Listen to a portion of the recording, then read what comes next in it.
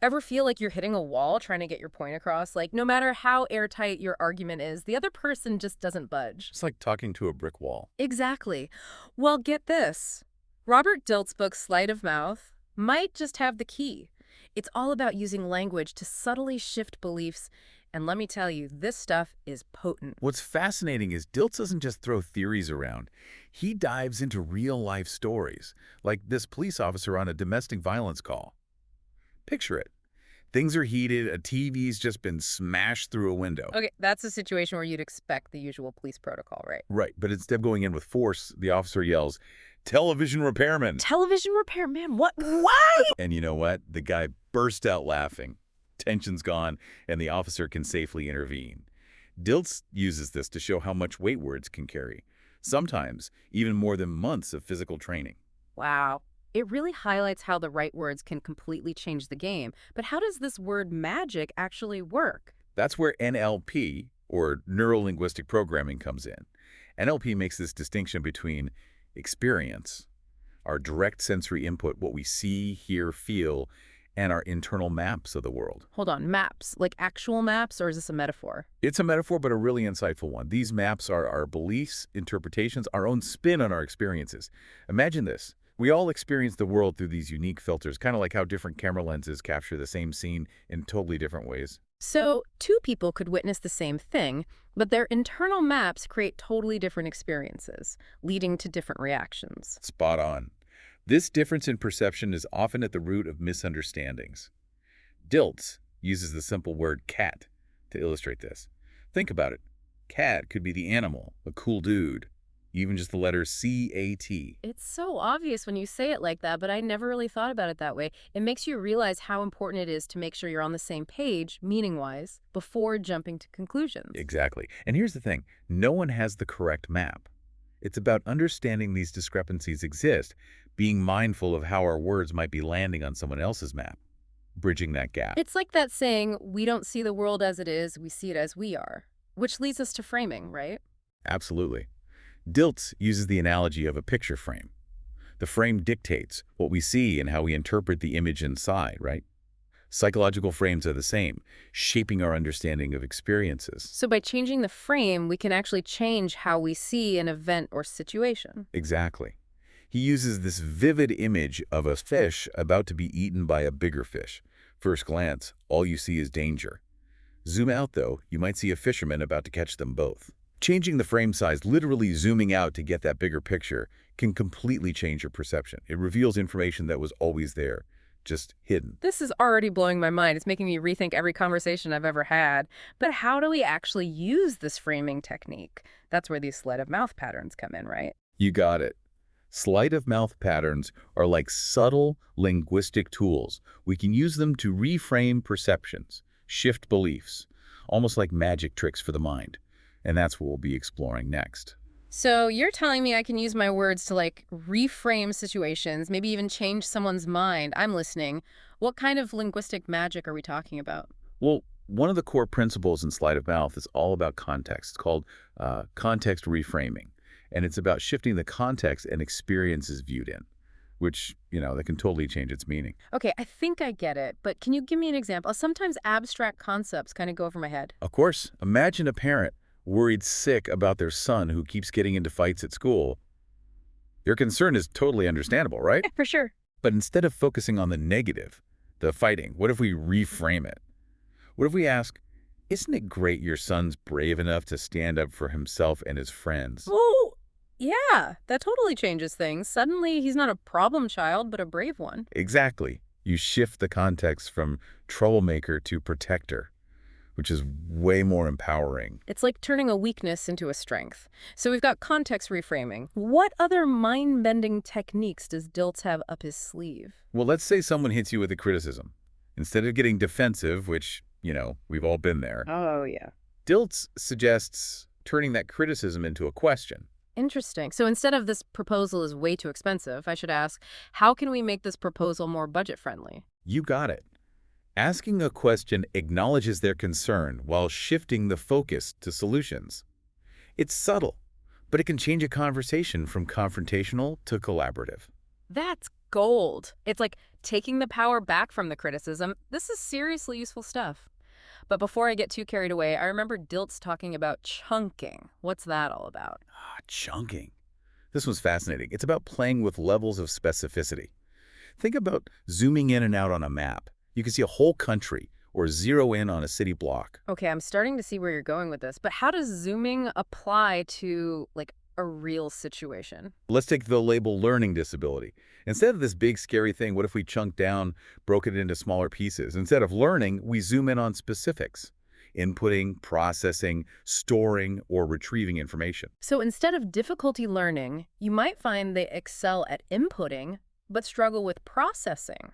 That changes how you teach them, right? Exactly. By chunking down, you ditch the limiting label and uncover a more nuanced understanding. It's like taking a huge obstacle and breaking it into manageable steps. This reminds me of when I tried learning a new language. Overwhelmed at first, but once I broke it down, vocab, grammar, pronunciation, it felt way less daunting. Context reframing, turning criticisms into questions, chunking, any other sleight of mouth gems. There are, and they're all about shifting perspectives. Dilts talks about metaphors, those things that help us understand one thing in terms of a totally different thing. I love a good metaphor. They're like mental shortcuts, bypassing our logical thinking to create aha moments. So true. What's a good example of a metaphor in this sleight of mouth way? Remember that learning disability example? Imagine comparing it to a computer program with a minor glitch. Instead of a permanent flaw, you're thinking about troubleshooting, debugging, finding workarounds within the system. It's like you shift from a fixed mindset to a growth mindset just by changing your language. Exactly.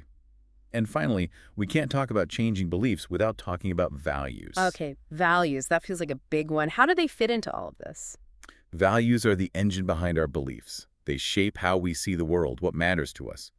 Understanding someone's values can be so helpful for communication, resolving conflicts, even influencing their decisions. So if I'm trying to persuade someone, it's not just about the logic, but how my argument lines up with their values. Exactly. If you can connect your message to someone's core values, it's way more persuasive. It's like you're speaking their language on a deeper level.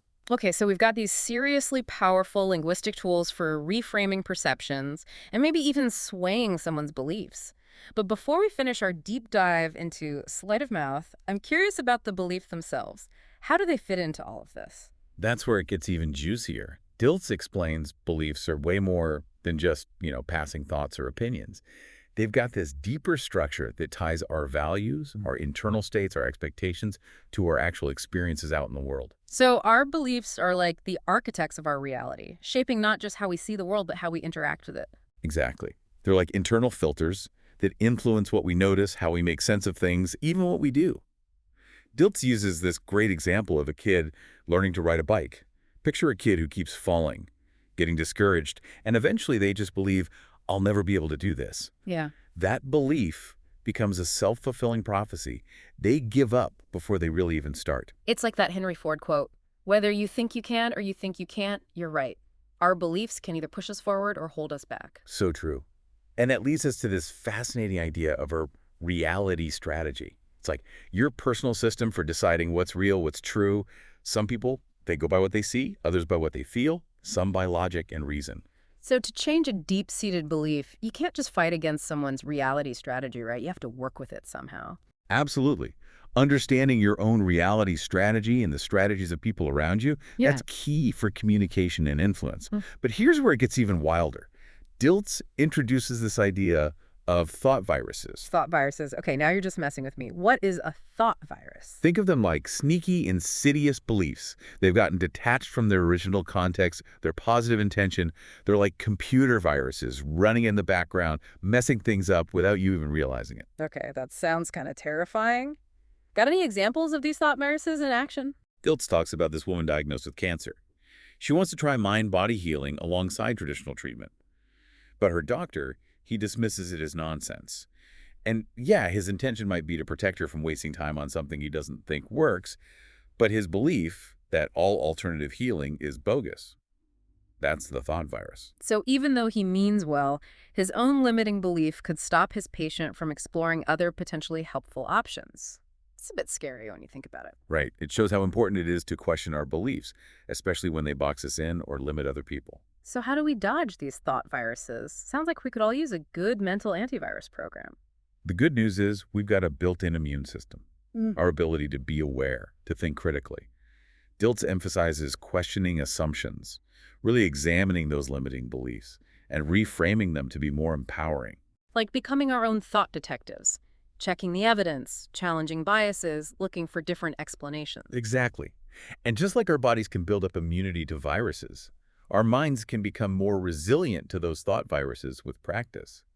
The more we use critical thinking, the more we use these sleight of mouth techniques, the stronger that mental immune system gets. So, to wrap things up, what are some key things our listeners can take away to navigate this whole world of beliefs and communication? First off, remember, words have power. They can subtly shift how we see things, reframe situations, even sway beliefs. Second, remember the difference between what we experience and how we interpret it. Your map isn't the only one, and understanding that builds empathy and makes communication smoother. Lastly, don't be afraid to question everything, even your own deeply held beliefs. You might be surprised by the new perspectives and possibilities that pop up when you do. It's like Dilts says, language is the software of the mind. And just like any software, it can be programmed and reprogrammed. So next time you're stuck in a limiting belief or struggling to get your point across, remember the power of sleight of mouth. Challenge your assumptions, reframe your perspective, and watch how your words start to shape a more fulfilling reality. Thanks for joining us for this deep dive. Until next time.